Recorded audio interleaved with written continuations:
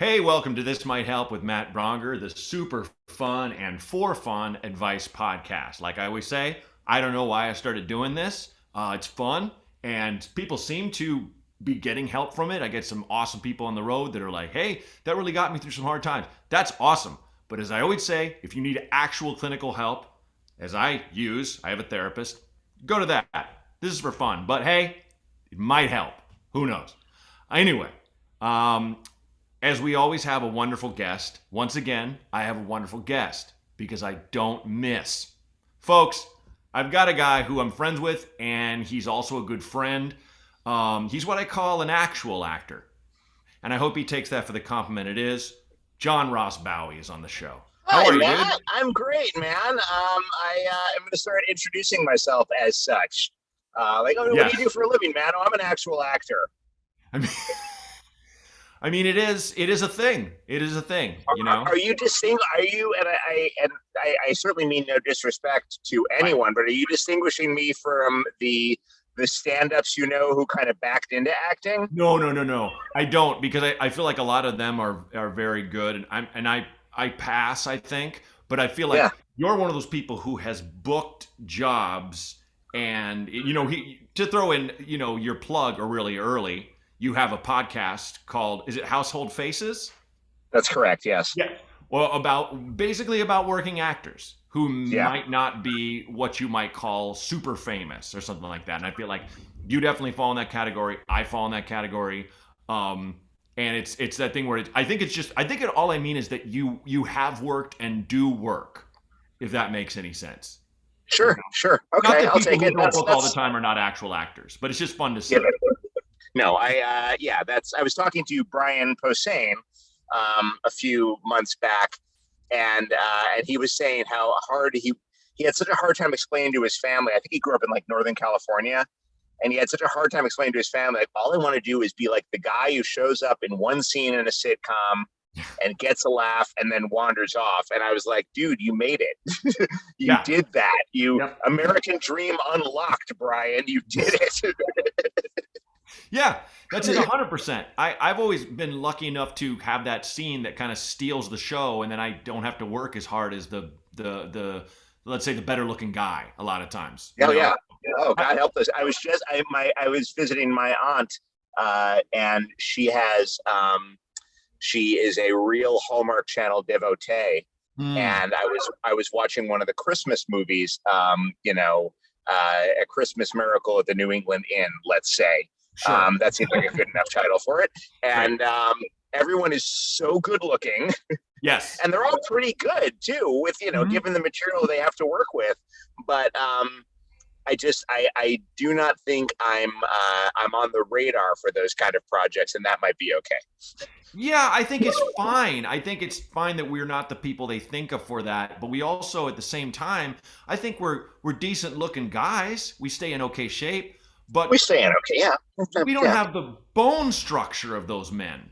You know what I mean? I, yeah, I It's don't have that symmetry that one needs. Like this, perfect. one side of my nose is different from the other side of my Right. nose, and that's going to keep me out of any sort of gazebo in Calgary or wherever they shoot those things. Yeah, they're never going to be like, okay, we think this guy who's down in his luck but is incredibly handsome. Can he have rounded shoulders? Can we get Robert?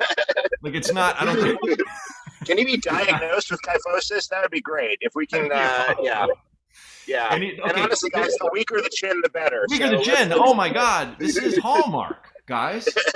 Can we talk about where we are here? This is ridiculous. And Give a I brand to love it all. protect. I mean, I was thinking about this today. I had this thought. So I don't prep for these. I like to get it out as we record. I think it's a lot more fun that way. But I Right. was thinking, I was like, I bet you've done a decent amount of classical stuff, right? Like you've probably done some stage stuff that would be Oh, deemed. not as much as I would like to. No, no. Okay. I am super pretentious, so people think that I have done a lot. But no, I'm the kind of guy who takes acting classes, so they will let me do Chekhov and they will let me do Shakespeare and Miller, because I have not had a chance. I came out of New York, but I started working in commercials, and then I came out to LA and started working in sitcoms, and I just have not really cracked the theater code Mm, yet. I was an English major, so I've read a ton of that stuff, but yeah. I haven't gotten to do it on stage, uh, it's a bummer. Frankly, it's something Hmm. that I feel I'm missing. Not to like prove anything, but I just think it would be fun to just Yeah, I you know. definitely had the grass is greener kind of thing when I visited. I've been there plenty of times growing up in Oregon, but went to the Ashland Shakespeare Festival with my parents and my wife, Yeah, and we got the backstage tour, which is just done by an actor. They just take a day and they kind of go, "Oh, I'll do it," and the guy walks around with a cup of coffee and takes you everywhere through the costumes and the backstage and stuff, and on stage and off stage. And you kind of get that feeling of like this sounds like a perfect summer in a lot of ways right, because right. these Yeah, guys are doing these stuff. Like I don't want to do Winter's Tale. I don't really like that play. But you know what I mean. At the same dude, time, I did Leontes in a class like amazing 6 or 7 years ago, and it kicked my ass. it's hard. That is a problem play, is what that is. Oh, And by which I mean it's just one problem after another. yeah, dude. I was in the gym with I think the guy who played him, and he's just this huge dude, and like I saw the play, and everyone's commitment was at 10, and it was incredible and stuff. Yeah, But I also saw I saw this more contemporary things with some younger actors and stuff, and I really got a kick out of seeing one woman who had literally one line the whole play, and I'm sure she was in a uh, ton of other stuff because you just rotate in those yeah, yeah. festivals, but. Afterwards, my wife and parents and I went and had a drink and talked about the play we'd just seen. And she would just came to the bar and had a glass of wine with her friend. And I was like, "Yeah, it's probably her off night.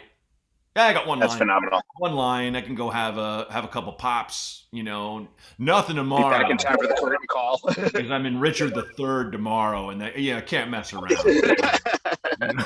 um, yeah, that would be such a great thing. Like Oregon Shakespeare Festival, Utah Shakespeare Festival. I'd love. Let me put it out there on your podcast with its reach that I am available for that kind of work. I'd be super into that.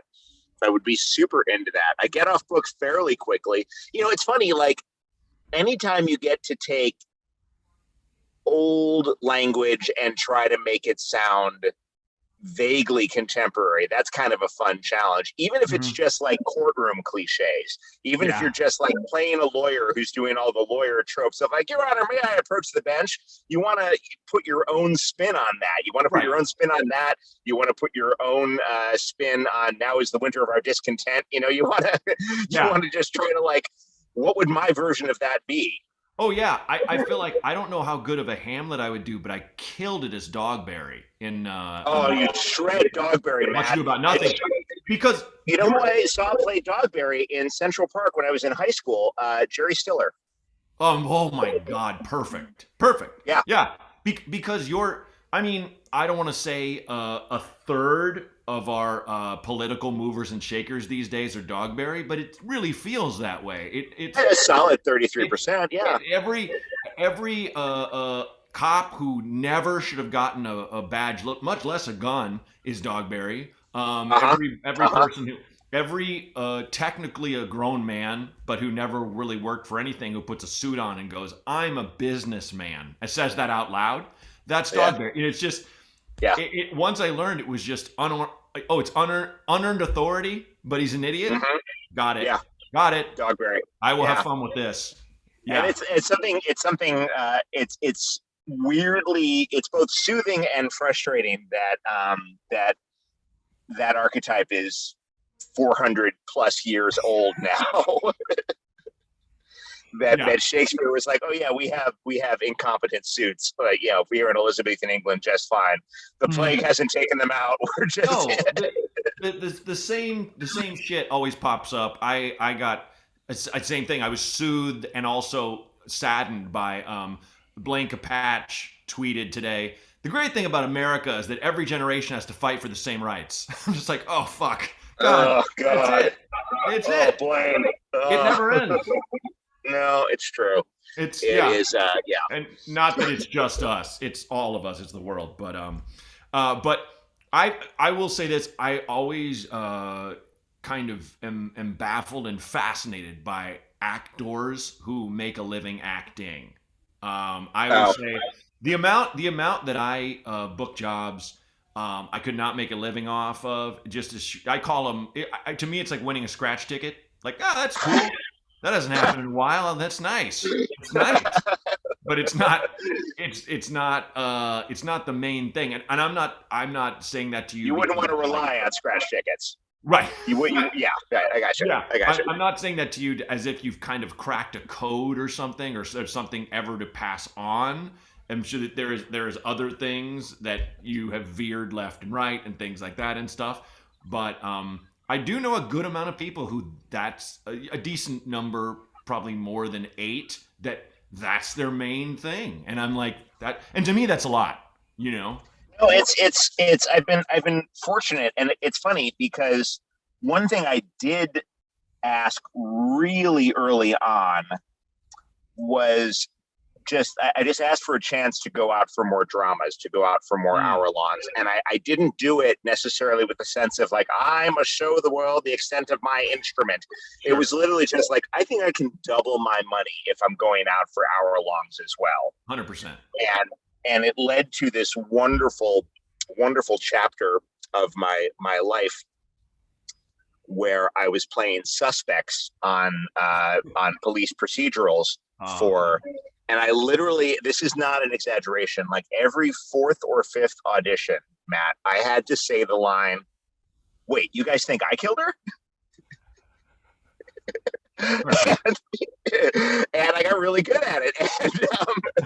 But yeah, and again, it was just I think the reason I'm able to make a living, all this to say, is that I just wanted as much hustle as I possibly could. So like put me out for these hour long things. I don't want to just do sitcoms. I don't want to just do cartoon voices.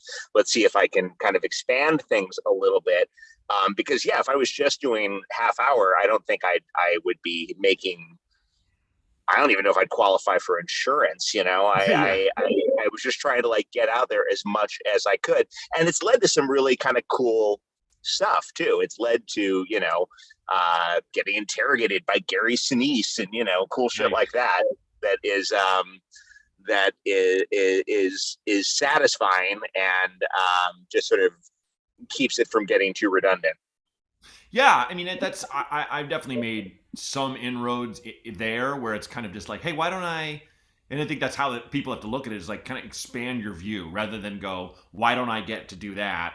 Go, well, Yeah. what are my options in terms of what I could be allowed in to try, or Yeah, that's a great way to put it. That's exactly it. Like, what can I try? What can Mhm. I? Let me just try and get me in those rooms, Yeah, and I'll try and take it from there.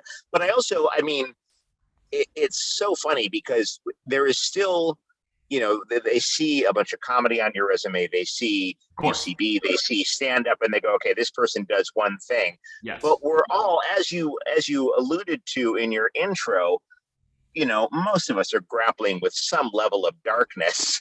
without a doubt. Give us a shot at the drama work, guys. Yeah.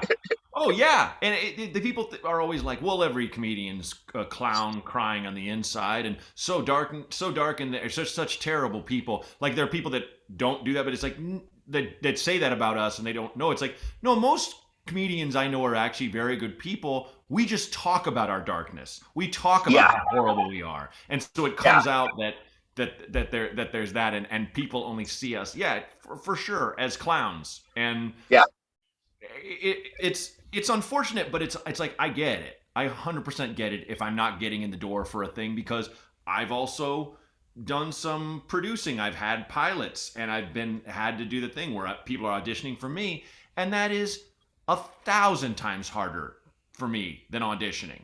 Being on the other oh hand yeah, and picking a person, it's just impossible. and I've an gotten it down exact to five science. guys or five Yeah, women, and I'm like, I cannot. I have to throw a goddamn dart, and it's gotten back to me that it was done to me and someone else, and it got back to me that they wish they would have gone with me, like at least yeah, twice in my life, kind of thing. But yeah. that's just it's beyond it's outside of luck of the draw. It's like crazier than that. you know? Once you have been on the other side of the audition process, though, if you do it properly, it it should relax you exponentially Right. in terms of what you're worried about and how in your head you get about auditions. You go in, you do the best you can. If you're lucky, you get on a short list. If you're super lucky, you get the job. But if you don't get the job, it isn't because of one of your failings. Right. Right. Yeah. And I always think about how thankfully we all are a little bit more, I think, in touch with ourselves and our frailties, and we all kind of make fun of each other. And the times I've been in the same room with the same guys, and it's so fun to like just have fun. I I think about how crazy it must have been in the 80s where the stakes were so high, where you could be a movie star tomorrow. Like those days are a Right, 1000% gone, which right. honestly, thank God. And Yeah. I there was a story that like Robert Downey Jr. talked about how his ego was so insane when he was young that he would come out of an audition room and sincerely tell all the guys there, "You guys can all go home. I got it," and walk out. Like he would just say that. And so now I'll do that, but everyone cracks up. Everyone I'll be knows you're like, fucking with them, right? Yeah. "It's in the bag. Fuck off, Bassane," and just walk out there. You know, and it's like, and deep down, I'm like, I didn't get it. Like I No, of know, I course could not. see in there. I saw their eyes darken slightly. I know I didn't get it. I know it was. Right.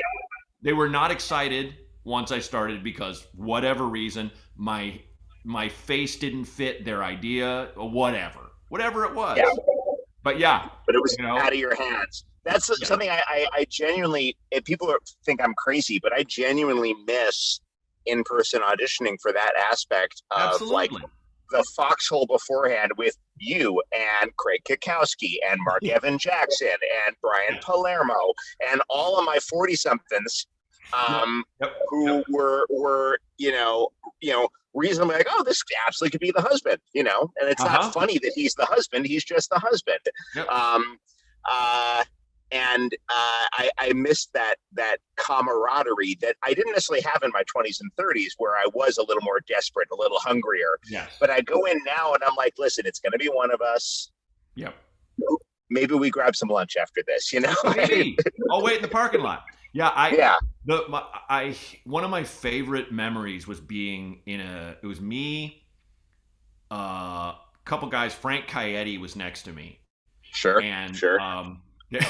there was a guy who I don't know why, I didn't know who he was, but he was just staring at his own headshot.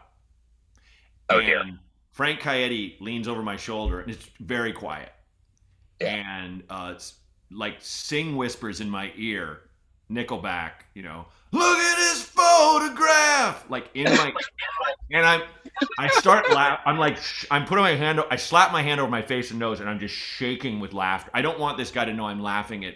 I'm not Stop. laughing at him. I'm laughing at, but it just was so. First off, it was so absurd that this guy just. I think he just zoned out.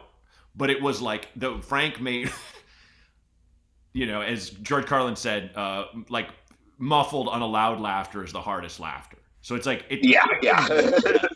I think I went to Yeah. the bathroom to laugh, but it was just this, because you're just waiting to die. You're waiting to get shot down or whatever, and you're just like, well, here we go. It's Yeah, what yeah. do you do, man? I miss it. I miss the silliness. It's so strange. It's such a strange thing to miss, man. But you don't know what you got till it's gone. Yeah, yeah. I'm struck by the amount of people who, it's a problem when people are writing about it online randomly on Facebook and Twitter and things, but the people are just like, yeah, I think I've done like 80 self tapes for nothing this year, and I think we all feel that way.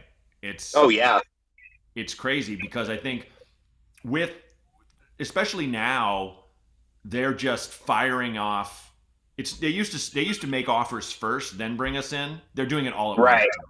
Yeah, So, yeah. which that pisses me off because I have a coach who I pay to self tape with me, and I'm kind of like, Right. can you just fucking? It's one of those things like, hey, okay, if you're listening, SAG-AFTRA, can we make that a thing that you have to exhaust offers first before you go Right. to us, non names? You know? Everyone is scared that they're going to get to production and they won't have their actors, so they're just everyone's frantically covering their asses. Yeah. um, and and I've had people who like will be reading, and the somebody, the assistant, will break in like, hey, so sorry to bother you guys, Scott Foley's on the phone. Like, oh, so Scott Foley's gonna get this, that's fine, okay. Oh, that's so funny. I have him. I have the guy you want. Oh, hi, John. I have the guy you wanted.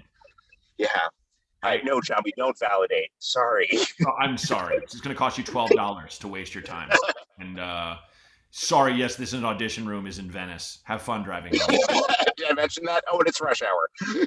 Yeah, I have to share this before we get to the calls and get back to it. But like Bobby Lee, I saw him at the Comedy Store a couple days ago. He's an old. We were on Mad TV together and stuff. Right. I remember him talking about, and I shared it 'cause we were talking about William Shatner, and I was saying how William Shatner, when he went up in the rocket, I said to him, I was like, "Were you hoping it would blow up?" Because he told me this story on Mad where Shatner came up for a sketch idea or something. Someone was going to do him, and Bobby was like, "Fuck that guy," and I was like, "Go on. What's the problem with him?" And he told me this story, and this is what we all have these tales, and if you have Yeah. one, load it up. Okay. Where a thing happens that makes we all have this unrequited rage. We have these moments where you're like, you don't get to do this to me, and of course they do, Yeah, they but absolutely do. Yeah. we've all been effed over. This is one of my Sure. favorite effed over stories. Okay. And Shatner is a notorious a-hole, like just Yeah, famously so. I'll say it, but he Bobby gets flown into Vancouver to do a commercial. This is before he was on Mad TV and all this stuff. And he's in Vancouver and he's with the director where they're going to shoot. And they're going to shoot. I think he's there for a fitting, and the director and him are sitting down, we're talking or something. And Shatner shows up. It's going to be Bobby Lee, and he's in an ad with Shatner. Shatner shows up, and director's like, "Oh, hey, Bill, how's it going?" And he's like, "Hey," and he's like, "I want you to meet Bobby Lee, your co-star." And William goes, like with Bobby right there, "No, we don't need him. I have an idea for what we should do. It's just me, and he literally writes him out of the ad in front of him. Whoa. Doesn't go and look, even if I was that level star and I had an idea where I'm like, we don't need this dude, and I would be like, can you just give us a second? I have to talk to him privately. Yeah. And if I were the young actor, I would be like, I'll be in my room or whatever. Yeah, In you're front William of Shatner. I We Captain. don't Yeah. need him. Points at you. We don't need him. Wow. Here's my vision. It's just me. Oh. And he, what? And the director Oh. looked fucked up, looked mortified, like, and William goes off to get a sandwich or whatever, and he's like, "I am so sorry. I guess we'll talk to your reps. We will have you back on another ad. Whatever it was." This guy had to scramble for damage control. We don't need him. So then when I said it, I was like, "Bobby, were you hoping the rocket would blow up?" And he's like, "I can't believe you fucking remembered that. I can't. That's insane that you remembered."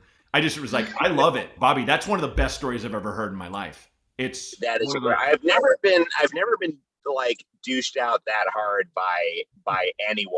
I've taken my lumps certainly, but that is savage. That's the meanest thing I've ever heard a Canadian do. That is so brutal. Good Lord. Can you imagine having that kind of heart to do that to someone and then go on with your day?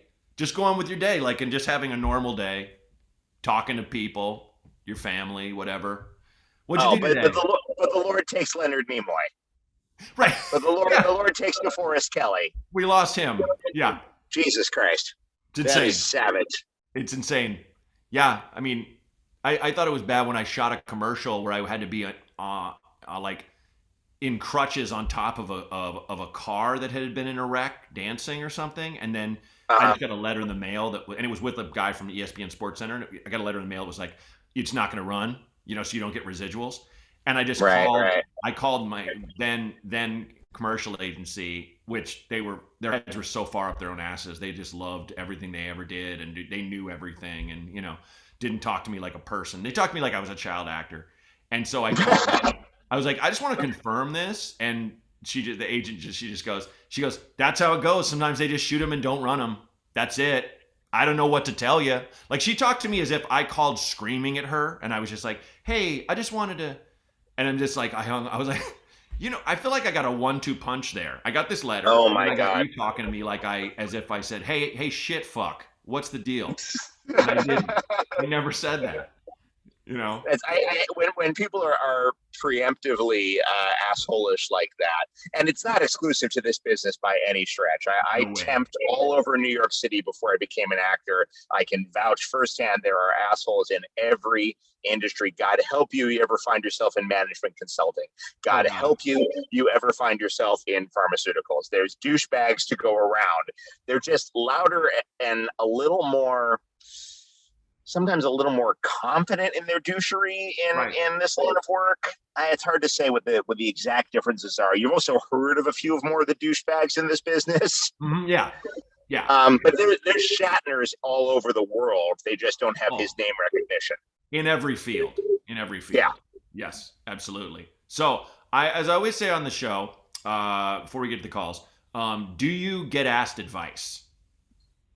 I do, and I always I'm very hesitant to give it. I get asked for like career advice, which is dopey because my career advice is like, well, here's what you want to do. You want to get one of those jobs where you write copies, you write brochures for a management consulting service, and then you want to have a nervous breakdown. You want to start crying at your desk a lot to like an embarrassing amount, and then you want to start taking improv classes after you move back in with your mom.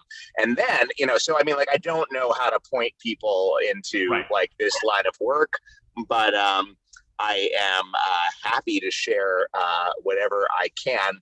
I love that you put all the disclaimers up front about clinical help, and but yeah, by all means, you want to talk to a clinical depressive who can't balance his checkbook. I'm your guy. Let's do this. That's what's up. And I feel like that's what people look for on this show, because it's great. Always we are laying bare our bullshittery, all the crap we've been through, and going, hey, I don't know, this is what I went through and it helped me. This might help you. But like what you said, I'm struck by. I was on Never Not Funny, Jimmy Pardo's podcast, and he's been sober for like 20 years, and he had someone was talking to him on a call-in or something, was like, wait, so to be funny like you, should I just start drinking Jack Daniels straight out of the bottle in a bathtub? And Pardo right away goes, in fairness, like.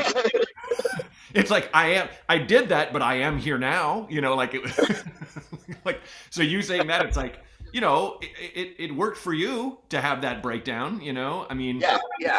No, I guess so, Well, I'm not saying go out there, have a nervous breakdown. I'm saying, I look at my regrets as it's like the butterfly effect. You know what I mean? If I hadn't done that horrible thing or fucked up like that, I would not have it as good as I have it now, and I wouldn't be as grateful, if that makes any sense.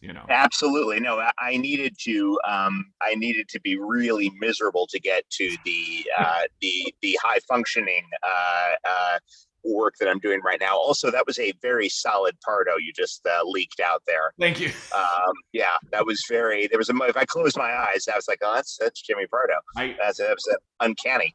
I did Comedy Death Ray when I first got to LA, and it's like the lineup. I was so intimidated. It was like him, David Cross, Andy Kindler, all these, Yeah. And I remember him just pulling, and I was like, what can I do? I'm just writing down what's my funniest act right now that's new enough, and he just gets on stage with a piece of paper and just puts it on the mic and just stares at it. No, like choosing a thing he wants to say. And then he just looks, this is like 2004 or something. And he looks down the front row at a guy, goes, Hitch, you going to see it? Hitch, looks good. Hitch. And I remember just crying because I'm like, that's funnier than anything I'm going to do, because Hitch A does not look good. No. And he said it as if you're saying like Star Wars. Awesome. my favorite Jimmy Pardo throwaway bit is when he's doing crowd work and he goes, "So what's your name, Jeff? Jeff, am I saying that right, Jeff?" And like the most basic white guy name in the world sounds like it's spelled. It's like, Brad, is that right? Am I saying that, Brad? Just You're, fucking destroys me. It is so goddamn funny. yeah, absolutely. I did a commercial with a guy who went to something he judged, or it was a charity thing, and while it was going on, Pardo sat in the audience with people, and he sat in front of this guy I worked with, and he kept looking back at him and going, "Do you like this? What do you think of this? This good? How do you feel?" And he wasn't disrupting; it was between the acts. But the guy was like, Yeah. "He's the funniest guy I've ever sat near," because he just wouldn't stop looking at me and asking me, because he's just like, just go, go, go. It's so good. So good. He just finds humor in the smallest, dumbest things, and then just beats it to death beautifully. It's so great. It's so great. He's like a bouncing Betty. He's like a grenade that you just throw in a room and it just blows everything up. It's very small but powerful. Yeah. Okay, so with that said, I don't know if you know this, but I never listen to the calls. Renee, Okay. my illustrious producer, he listens to them. He picks them out. So we have a couple calls, and then there are two. I mean, I know what they are because the people wrote them in, but the calls, the recording ones, don't know. So if you're ready, roll the first one. Hit it. Hit it.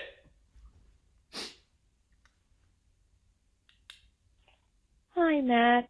Love the show. Just try to keep this simple. I might be having, a second midlife crisis. I'm kind of stuck at a job I absolutely hate. It pays the bills for right now, and I'm miserable every single day, and it's literally making me sick. I'm in pain all the time. I also kind of stuck in a situation that I don't have a transportation to get around, so that kind of limits my job prospect.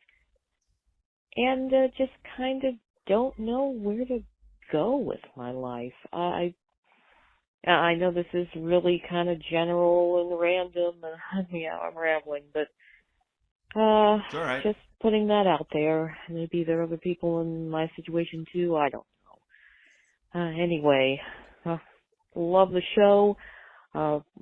You're fantastic. Hello, lovely guest. Hope you have a great day. Bye. Hello. First off, thanks. And second off, don't ever worry about being. I always say it takes so much guts to just call, even though this is anonymous. So like. Also, she was complaining about rambling, and I think she came in under 60 seconds. I right out of the gate, she's being too hard on herself. I've had dudes that have gone on for a solid 3 minutes and just never once were like, "Look, I know I'm going on." They were just like, "Yeah, another thing," you know. This is a larger endemic problem about society where women are just consistently instructed to keep it short. Yep. And they've got that shit, that sort of built-in misogyny that is just baked in, and it keeps them from owning their power and what they have to offer. And I wonder if that's a case with the young lady we just spoke with. I think it started with Matt Lauer saying to Hillary Clinton, "Your response as briefly as possible." Like, why? It's awfully generous to put it as recently as 2016. No, I know. But yeah, I'm 100% kidding. But like, I remember him. I remember before all the lock, the door, the button that locked the door shit, and the rape accusation. Yeah. But like, I just remember seeing that and going, Jesus. Like, fuck, Matt, what is wrong with you? But yeah, you're right. You're right. It is telling.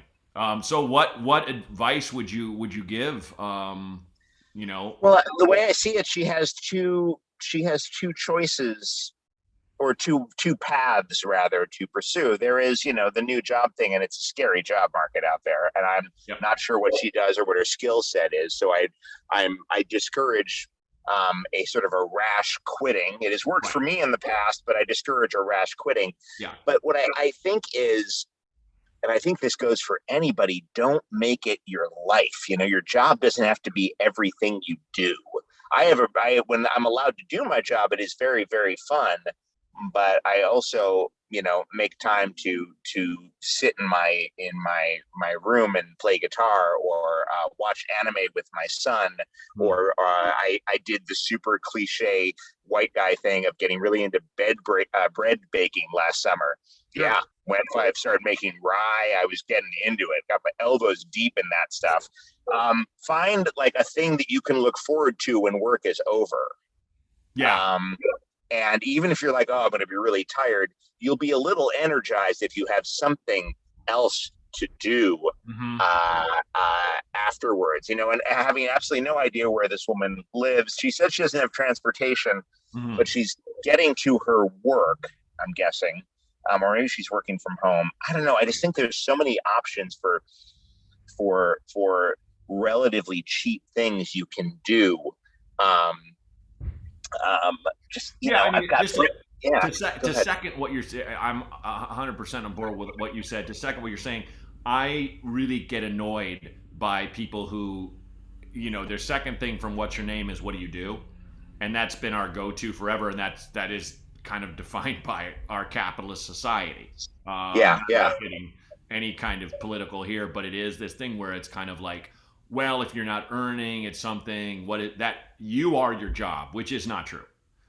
You are not necessarily what you produce. You are not necessarily. No, I'm not funny all the time. Neither am I an asshole neighbor all the time, which I've played at least 6 times. It's not, neither are you a murder suspect all the time. I mean, no. Yeah, I try not. Yeah. Yeah. So like, not all the time. We all have those. I'm gonna sound so like freshman year UC Berkeley here, but like, what if we started asking people, hey, who are you and what do you love? Yeah, what do you like? That's the thing I was just thinking of in terms of you need a vessel to get out of it, and not the traditional one of I go to a bar and I drink, and it's like that's great too, in moderation, obviously, which I haven't has its place in my life, honestly, a lot of times. No, nor I. I will say instead of that as your go-to, which is like that is just on the capitalist thing of consume. Go on Reddit and find groups that talk about things that you like, and then that's me finding people who have similar interests to mine. Has just throughout my life opened horizons where you learn about. I as a stand-up doing a comedy show I used to do in WeHo every 2 weeks or something, I learned about being a closed captioner for the hearing impaired, and that was my last real job before I did full-time stand-up. Yeah, me and Kyle Kinane, we both worked at Caption Max in Burbank, and it was lovely.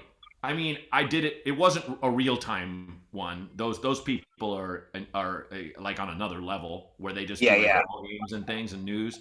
They're basically like court stenographers, right? Yeah, that's exactly right. That's not what I would do. What I did was more like editing, where it's stop, start, stop, start, stop, start. But I'm editing an episode of The Office, or I'm editing, America's Top Model, or I'm editing The Erotic Traveler, a softcore porn show. But it was very fun to be in an office environment where I would take off my headphones and go, you guys got to hear what this guy just said on Girls Gone Wild. Listen how drunk this guy is. And then you pull it out and you play it for The Office, and everyone laughs, and you put it back in, you get back to work. And I only say that it's like I did not even plan to. What I planned to say is pursue your interests to get your mind off your job, but you might learn of other employment through these interests. Yeah. So that's kind of pie in the sky, but it happened for me. So yeah, absolutely. And I feel like there's so many organizations that need help right now. And I know the volunteering can be really fucking hard, but it's so good for the head.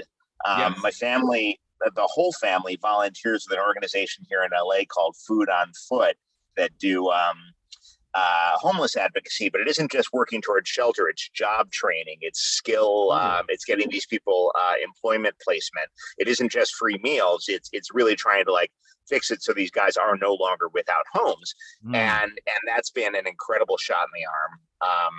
I mean, I think the overarching thing, and we all forget this at our own peril, is to not make your job your everything. Right. Yeah. And that honestly goes for me as much as it does for you, caller, because Yeah.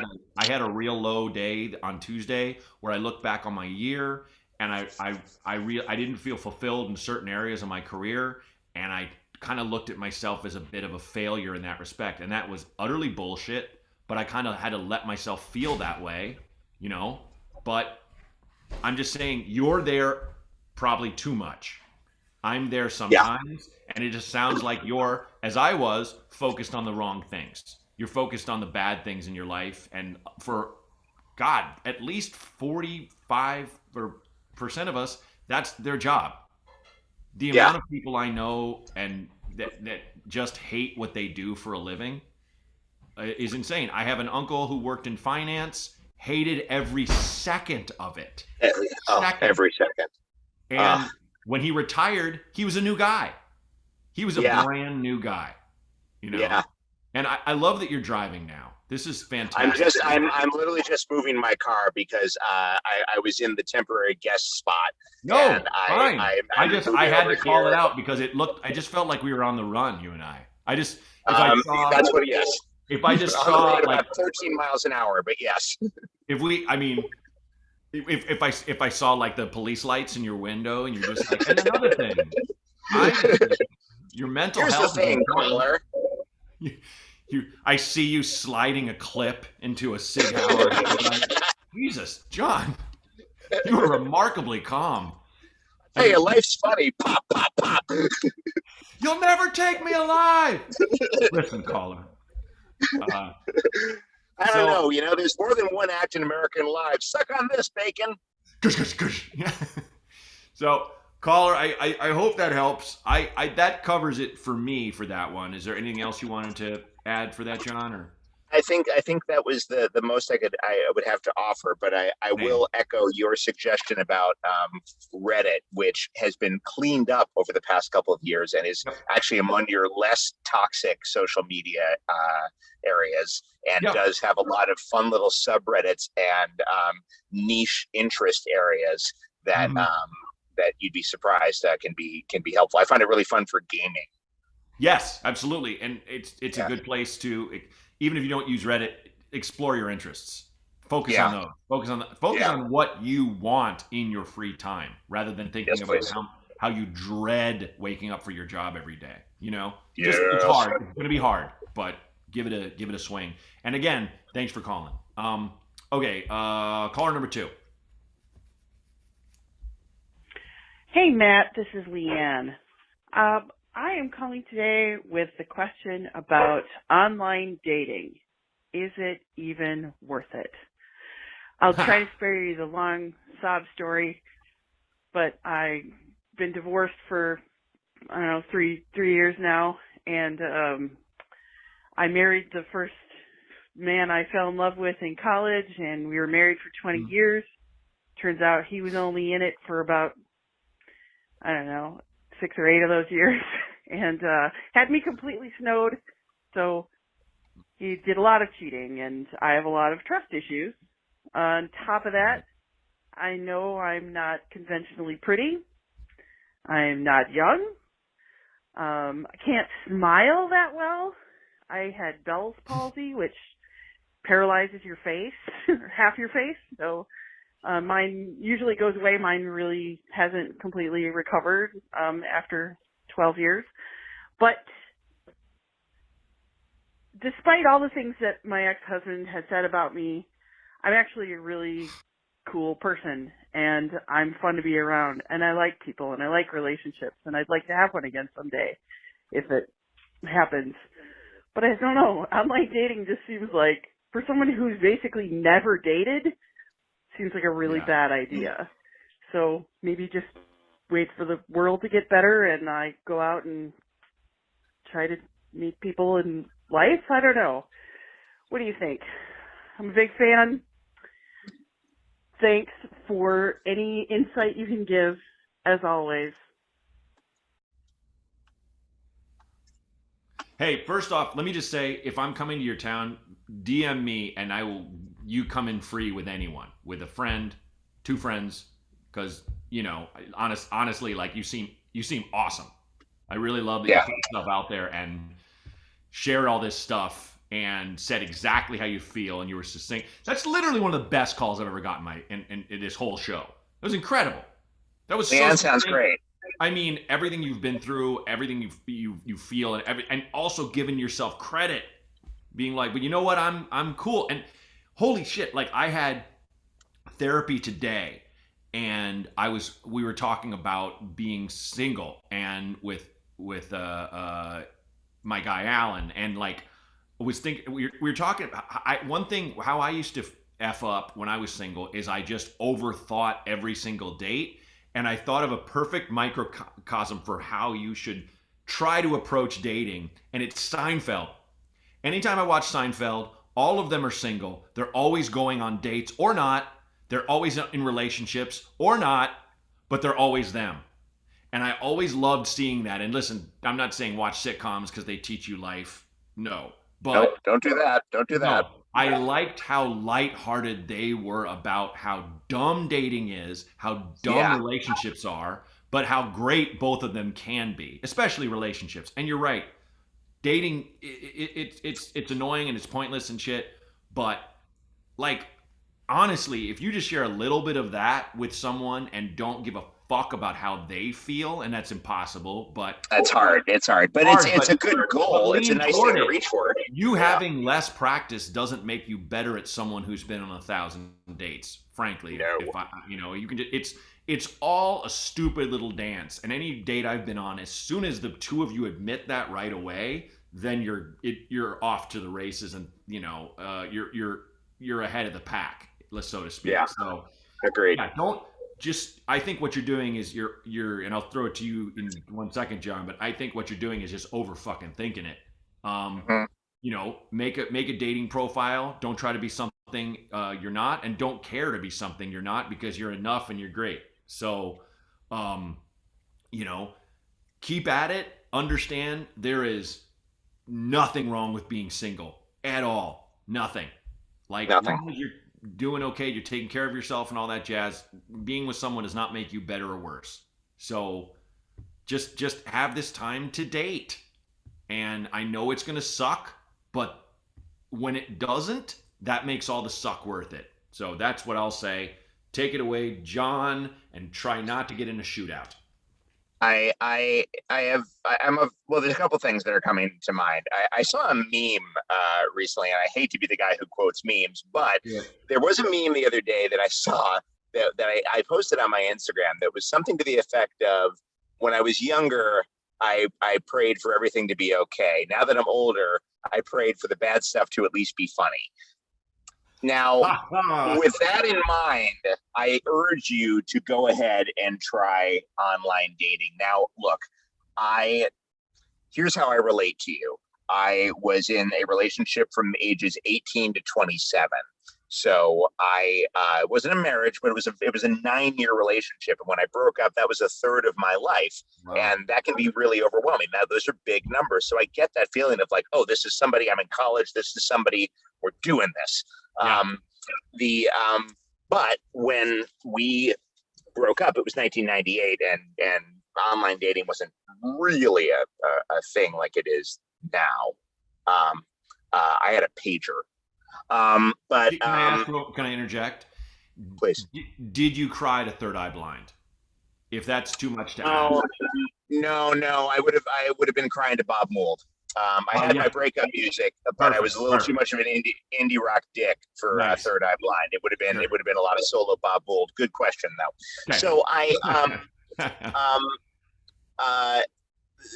I know that sense of like, oh my God, there's so many years. I am so out of practice.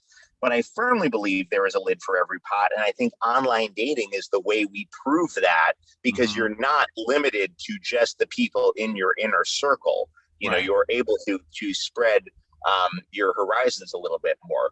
I don't know what your financial situation is, but akin to what we told our previous caller, taking a class might be a fun something you're interested in. You'll find somebody else who's interested in that thing, and perhaps that would be a way to meet someone. I met my wife in an improv class, which gave me a career and a marriage. But what's your improv? Perhaps it is a cooking class. Perhaps it is a pottery class. I'm a big believer in adult education. I think I think it feels amazing to pick up new skills. And by the way, you said something about not being young, but I'm doing the math. Matt, are you with me on this? She's around 40, right? So young. I mean, yeah. Okay. In the grand Come on. scheme of things, for dating, for being single, I mean, I'm sure there's someone in Nebraska screaming at me saying that's old, but like, hey, you're wrong, and I'm sorry for the stereotypical attitude, but it's just, I do find when I'm in bigger cities, we've all waited way longer than. I mean, I had my first kid in my mid 40s, first and Yeah. but Yeah. which is late, but I don't care. No, it's fine. We're also living a lot longer than we're not going to die of typhus at 38. We're 100%. living a lot longer than previous generations. Yes. But if she was in a marriage for 20 years with someone she met in college, I'm thinking she could be 38. Yes. You're fine. Yeah, you're fine. You're fine. And I've also, vis-a-vis the Bell's palsy, which I'm not going to ignore, but I did when I was on the show Speechless, I did a bunch of work with people with disabilities, and I can't tell you how many of them were in relationships. And with all sorts of physical or cognitive limitations of one kind or another, they found each other one way or another, and and sometimes they found each other through the internet.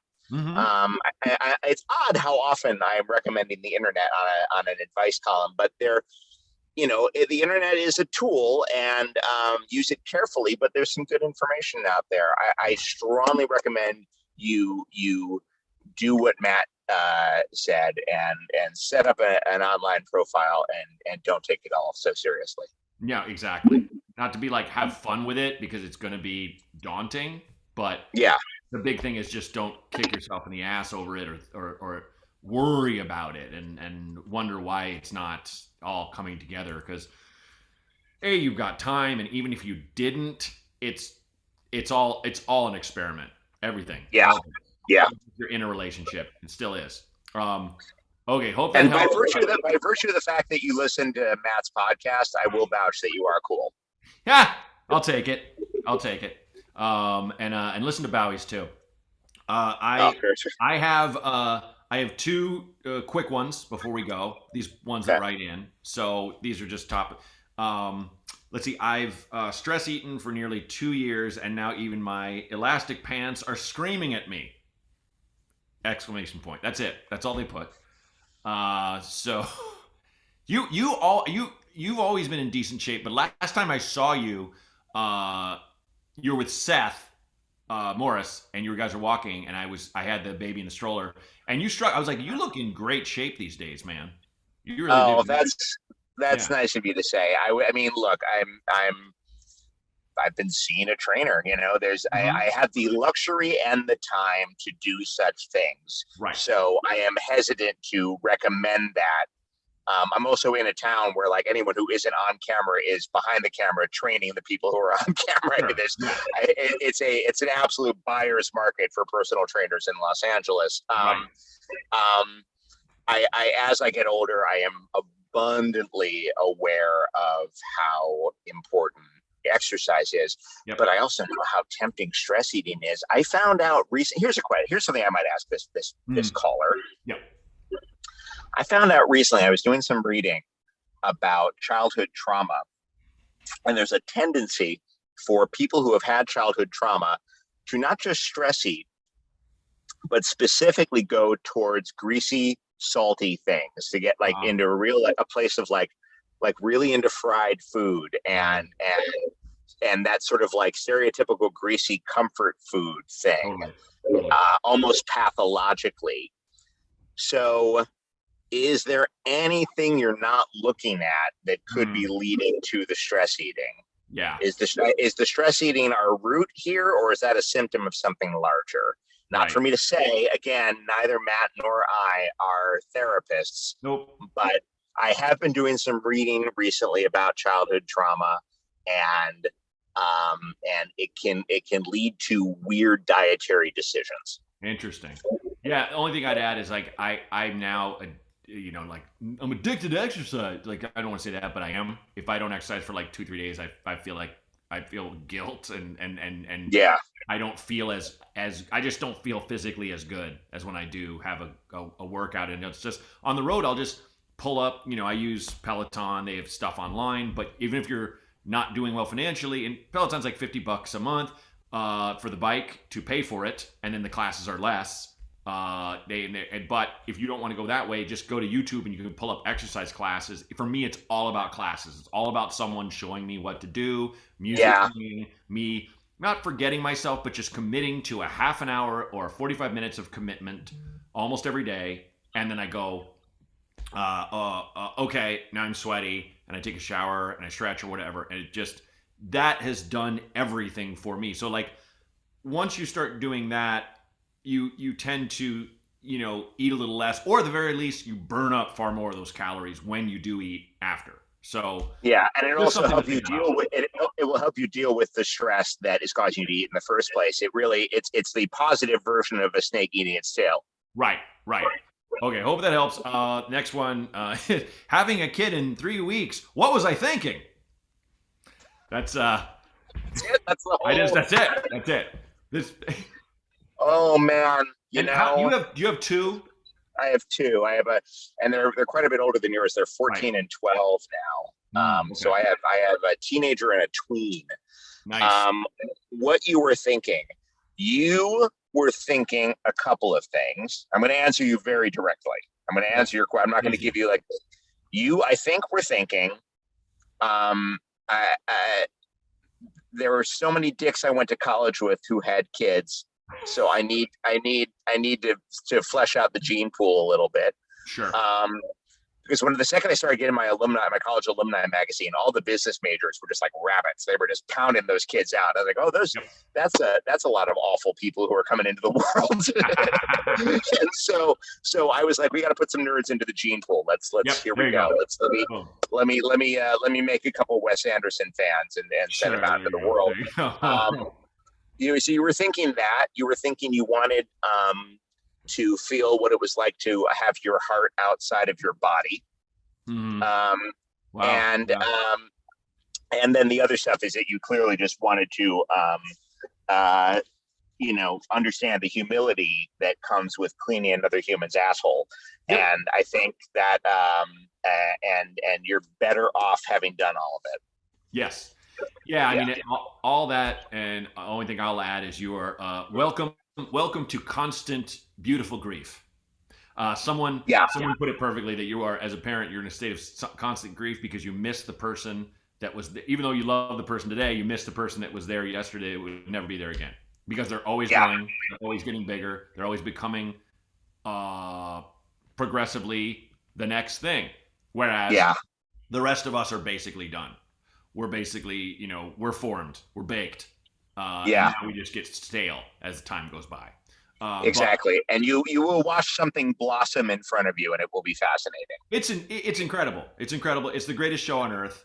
And I loved how Patton Oswalt put it, where it's just like everything I ever nerded out for was nothing compared to this. And that it's unique. It's unique to you, which is fantastic. So I would warn against doing that boring ass shit where you try to share it with someone and tell them exactly how it feels, because you'll never do it.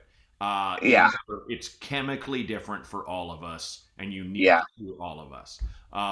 But you will have that now, and though it will be a monstrous chore, you'll love it and you'll be better for it, and it takes the weight off all your other silly problems. And you know what? Send Matt pictures and he'll forward them to me. I'd love to see the kid. Yeah, let's see this kid. I love a baby photo. And 3 weeks. Congratulations, Jesus Christ! Amazing. Oh, Christmas baby. Christmas, yeah, right on. Christmas baby. Nice. Nice. The coming of the new Lord. So John, now's the time to plug. Can you talk about your podcast? My podcast is called Household Faces, and it is just that. It's a podcast where I interview the people who you recognize but maybe don't know by name. Mm-hmm. So if you were to Google guests like Rick Overton and Xander Berkeley and Amy Hill, you'd be like, oh, hey, yes, of course, I know that person because they are household faces. It's a lot of working actor stories. There's I think my approach to interviewing is sort of an ungodly mix between James Lipton and Chris Farley. I am technically minded, but also a very enthusiastic fanboy. It's been really exciting to work on it, and I'm proud of it, and I think people are really enjoying it. That's great. That's great. Yeah, I've got it. That's actually my next one to dive into, because I just discovered Dave Holmes's Waiting for Impact, which if anyone, is that good? Oh, it's incredible. It's just him searching for a band that never came out, that was promised to come out in the Motown Philly video, Boys to Men. Just this one group that never appeared, and he tracks them down and also talks to people who almost were big, almost had record deals that didn't go anywhere or whatever, and now, and they're all very happy people. And it's nice. I listened to it. I said I was down on Tuesday. I listened to it hiking on Tuesday, and it just helped. It was like, oh my God, I needed to hear this. To kind of, I mean, it's all about perspective. Like, what is success? What is really? Dave Holmes is fast becoming one of my favorite culture writers. He's great. His perspective on our current media ecology, if I may, is always fresh and insightful and funny. Mm-hmm. And he's just becoming a really important voice, I think. And he's a delight. Yeah, he's a great friend, and I love reading his writing, because it's just sums it up, and it's so funny. So yeah. Okay, so check out Household Faces, everybody. John, it was awesome to have you on. Thank you so much for having me, Matt. This was really a delight. Oh, I'm glad you had fun, and I'm sorry that the police are here to take you away. That's okay. I had a good run. I will visit you in prison. I appreciate that. I mean, it's going to be like, listen, it's 3 to 5 for possession. It's no big. It's no big. Absolutely no big. You can do that standing on your head, man. That's no kind of big. Exactly. This will be nothing. It'll be nice to see some old friends. Well, good seeing you, man. Thanks again. Take care. Good times. Be sure to check out Household Faces wherever you listen to podcasts online. Speaking of podcasts, I have an advice one. Want to be a part of it? Call in. If you got a problem, call 323-763-0228. Don't wait. Just do it. 323-763-0228. Thanks.